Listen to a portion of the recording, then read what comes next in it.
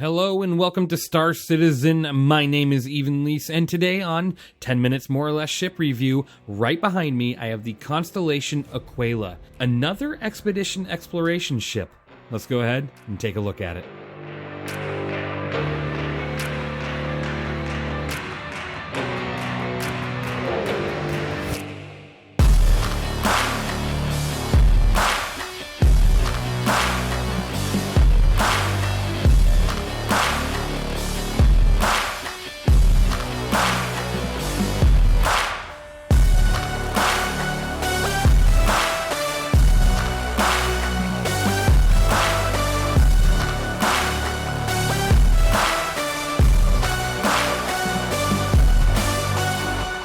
Alright, welcome back everybody. Today, the RSI Constellation Aquila. Taking a look at this ship, it's a lot different than the Constellation Taurus, which I previously reviewed in this series. The Taurus is the cargo variant, so it's a little bit longer because it has a bigger cargo hold. This ship here, it compares more to like the Andromeda. It's about the same size, or it is the same size. The only real difference is the cockpit, no manned gun turret on the top of the ship, a different weapons loadout, and that's pretty much it for right now. Things will definitely change though, because this ship, the Aquila, is considered the expedition exploration variant of the Constellation series. So that top turret up there is actually a science turret now, or a dedicated science station as it's called, which honestly, we have really no clue what that's going to mean in this game. I wonder if they're going to take this ship and make it like a very beginner base builder someday or something, because I really don't see how expedition, exploration, or science gameplay is going to work yet. But that's just something that would be really cool to see someday, hopefully in the next couple of years. Now, taking a look at this ship for what it is, it's got a very hefty price tag, and honestly, you could get a Constellation variant ship for cheaper that does the same amount, if not more. So taking a look at this is $315 if you were to buy it on the pledge store with real money, and that's a bit too high in my opinion. And it, in game though, it's $12,186,720. The big question you got to ask yourself is, are you buying this ship for the future of what it could be capable of, or are you buying it for what it is now? Maybe it's just that cockpit design. I'm not sure, but that's a big question of why you want to buy this ship. Because looking at it, it does have a really good amount of DPS, like starting stock. It has 3,152, and that's due to those really big M7A laser cannons. You got 4 of them on here. So these are size 5 guns, and they're huge. This is new to the Constellation series ships. They weren't size 5 before. They were size 4 and 3, and they got upgraded completely to size 5. So that's really cool. Now, these guns have a very small capacitor, though, so make sure when you are engaging your target, you hit them, because if you don't, you're going to have to kind of let them recharge, and that can be, kind of a hit and miss. So, another thing about the Aquila is it has a Snub fighter docked to the back of it, just like the, Andromeda. This one carries the P-52 Merlin. It's docked right here in the back. It can also fit the P-72, though, so something to consider. If you don't want the P-52, you can put the P-72 up there. Pretty cool. This is a nice little ship if you need some sort of decoy, or you're going to just run down to a planet and you don't want to bring the whole ship down, or even just a small fighter to help you out in battle. This is here if you have, the crew to allow you to do that.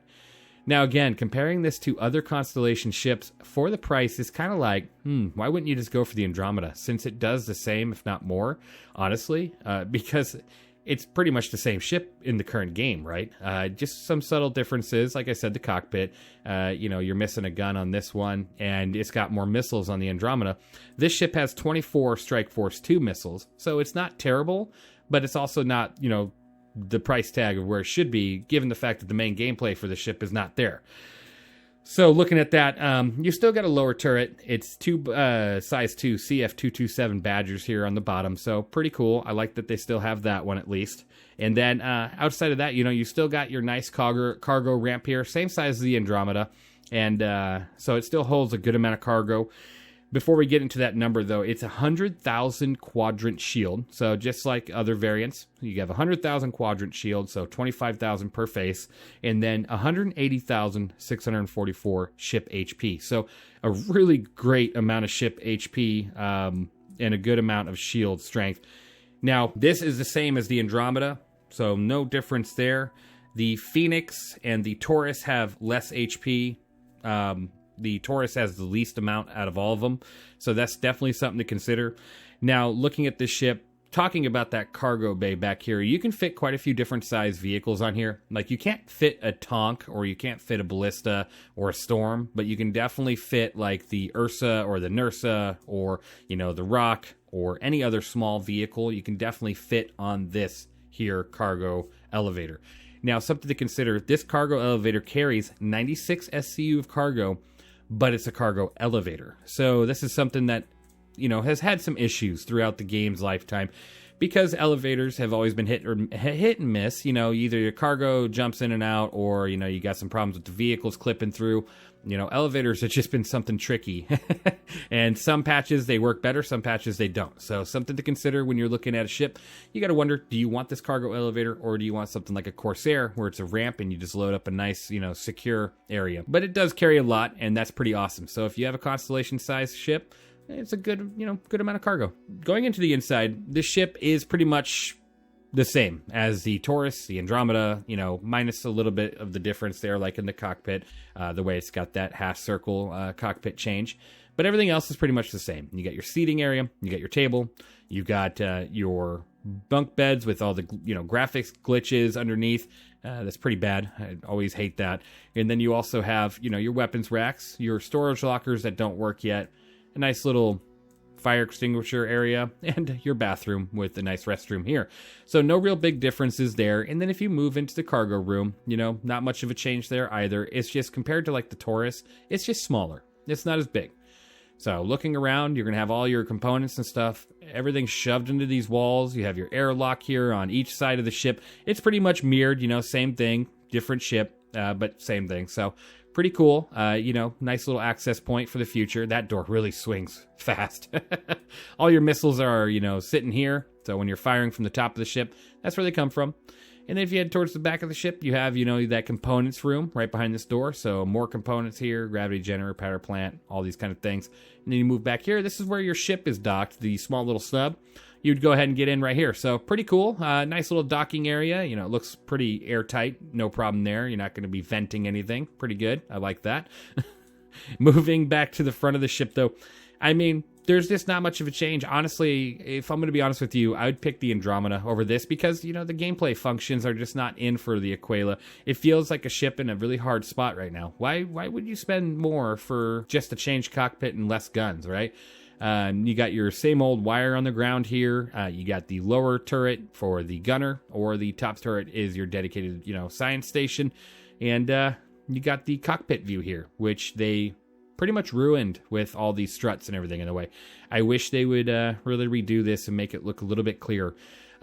Someone in my comments did say that this is a transparent, you know, aluminum, so that's pretty cool. I like to just call it glass just because it, you know, does the same thing as glass, but obviously you're having to deal with a lot more extreme environments than just regular glass would normally be in. Now, this ship comes with all of its, you know, quirky little bugs that all the other ones do. So if you are in the cockpit and you're in the pilot seat and you open up a map or something, you're going to lose a lot of your MFDs for a moment.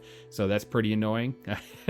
Outside of that, I mean, this ship here is just what it is. It's a ship without its main gameplay function. So you're spending more money for a little bit less compared to like the Andromeda or the Taurus. And I honestly would kind of avoid this ship for right now if you're spending real money, especially. If you're in-game, let's see right there, I just got in, the screens are gone. But if you're, you know, spending in-game money, then yeah, whatever. Maybe you just want to own this ship in-game. Now, it does have the VTOL thrusters there, just like the other one, so you can open and close those using the K key. Pretty cool. Outside of that, this ship does have one of the slowest speeds I've probably ever seen in this game with master modes and everything. You are sitting at 146 SCM with a 400 forward boost and a 205 backwards boost. That is ridiculous. I don't care what this ship is. That is just dreadfully slow. 146 SCM. That's a pretty big miss in my opinion. And then you have a 988 nav speed. I don't understand the numbers on this speed of this ship. I really don't. So that's another really big downfall of this ship. Now you do have 3,000 quantum fuel, so that's pretty cool. But it's the same as the Andromeda. So again, you're not really missing out much. If you go with the Andromeda, you're getting more. You're getting a lot better ship, honestly. This thing is supposed to be able to detect, jump points in the future with jump point nav sensors, which is pretty cool. But again, a feature you're probably not going to see for another year or two, because right now the jump points will just be those dedicated ones at the jump point stations. In the future, when we have those jump points that you can find out in the verse, this would probably be a really cool ship to do that with. But ship speed and everything is kind of dreadful, and it does turn like a whale. It's a pretty big ship. It has really big guns, but honestly, you got to be very wary of everything else if you're picking this ship, right? You would really only pick this ship for the designated role that it's supposed to fulfill. Otherwise, it can do cargo, it can do deliveries, you can go to bunkers with it, but I just have a hard time choosing this over the Andromeda when the Andromeda does more with more firepower, more missiles, everything on top in the current game, right? So that's what this is about. In the future, I will re-review this ship once we do have all the intended gameplay features in for this ship. But currently, with everything that I have gone over with you, it has a really great amount of DPS. It does. You're missing one of the turrets. It's just a dedicated science station. It has good amount of shield, great amount of ship HP, 96 SU of cargo. Very dreadful slow. Honestly, this ship, and it's hard to give it anything above this. Honestly, it's probably less, and because of the price point especially. But I will be giving it a 6 out of 10, just because it can do quite a bit, and it's still a very powerful vessel. It's not like the Freelancer Dur, where just because the gameplay is not in, the rest of the ship becomes useless, right? Because this ship is actually very capable still, even without its intended gameplay. The Freelancer Dur, not so much, because it takes away a lot from its ability, having all that extra stuff in it. So yeah, let me know what you guys think of this ship in the comments below. I really do like that cockpit design. I just wish they would clean it up a bit, just like the rest of the RSI lineup that we currently have in the game. Thank you guys for watching. I hope you enjoyed, and I will see you guys in the next one.